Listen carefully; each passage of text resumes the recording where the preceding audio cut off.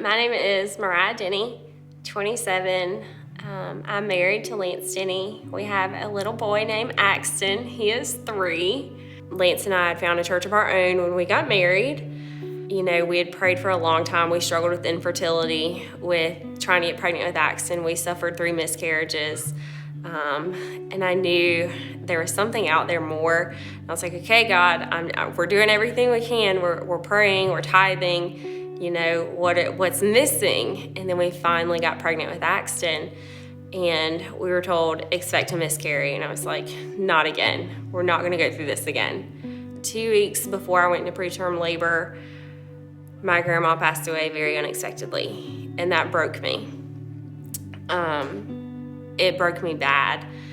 And then 2 weeks later, I went into preterm labor. I was technically 34 weeks, 6 days when I went into labor. We had to do an emergency C-section, and Axton was born not breathing. He was technically born coded. So I remember the hospital. It was just like one big rush, and I remember praying, God, please don't take this baby from me. Lance was sick. He had salmonella at the time, and I was like, someone please get this man out of this room. I can't take any more distress going on. I was losing a lot of blood. That's all I remember was the chaos around me and just praying, God, don't take this person from me too. And next thing you know, he's being rushed off to the NICU. They're doing CPR on him. And I just instantly stuck my hand up, and I was like, stop. I need to pray. I need to hold him. And they pushed my arm away and said, no, we don't have that kind of time. And I was like, God, why? And so it was in that moment, I was like, has he turned his back on me? So Axton began to spend 5 weeks in the NICU, learning how to suck, swallow, breathe, feeding tubes, ventilators. So then it was like I never got to, process my grandma dying. She was my best friend. I never got to process that. But then here I am 2 weeks later processing my child basically coding at birth, and my husband being extremely sick, and then everything I went through at birth, but feeling so alone. And that threw me into the worst depression. And then all that kind of bottled up, and I was like, okay, if this is how it's going to be, then God, you left me. I don't want anything to do with you.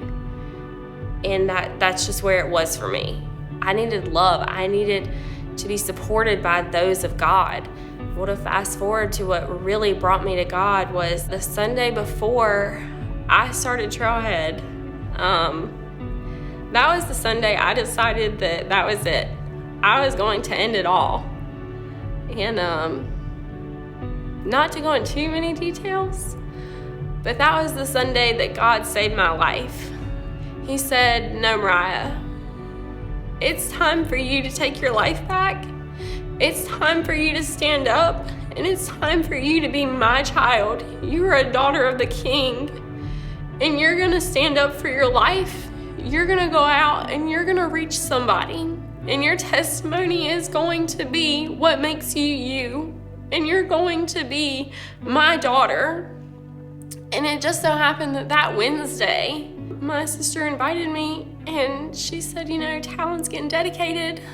I'd really love for you to be there. I know you haven't been in church in a while. I know you haven't been yourself lately. Can you please come? And I was like, yeah, I guess. That was the Sunday that Pastor Josh started the Faith series. And man, did I need that. He said, you can't have faith and you can't have fear at the same time. You got to choose which one's going to live in your heart. And it can't be fear. And that's one thing I remember from that message that hit me so hard, because it hit me in my gut. And I was like, I've been living in fear for so long that if I would have just kept that little bit of faith, I would have never done the thing that I did. But I know that God designed a plan for my life, because the fear that I had instilled me to come to Trailhead. And if I wouldn't have found Trailhead, I wouldn't be here. So because of everything I went through, I found Trailhead, and I can't thank God enough for that. But in John 10:10 it says, the devil comes to steal, kill, and destroy, but I come to give life, and I come to give life abundantly. And thank God that he did, because I have never been so happy, so joyful, and so full of life in the past 3 years that I could literally, and you probably see me on Sundays doing it, running around, good morning, good morning. Like, it's a feeling that I know that I can't replace what happened in those years, but I can move forward, and I can truly say that God comes to give life, because he gave me mine back on the day that my husband should have found me dead. I thank God for, one, his forgiveness, and two, the fact that he does give abundant life, because without him, I'd be in hell.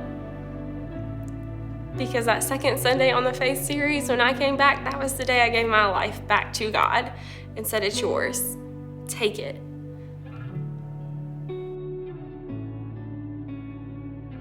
So on a Sunday, I get to welcome all the new faces, all the regular faces, the kids. I get to show everybody around, let them know, if this is where you want to get coffee, where restrooms are, where sanctuary is, just greet everybody, make them feel welcome, make them feel loved.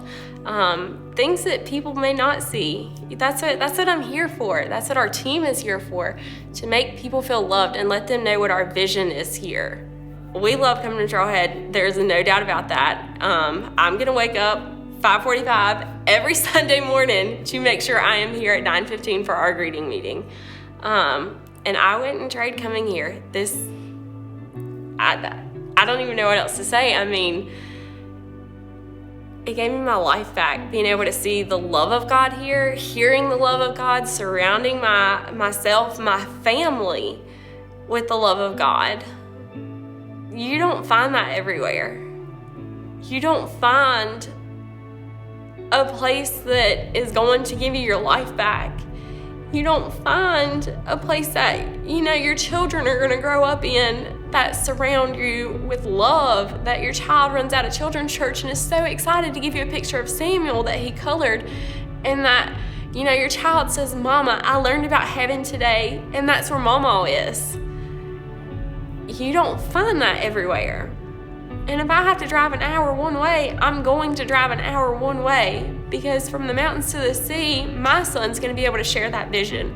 I can share that vision. My husband's going to share that vision.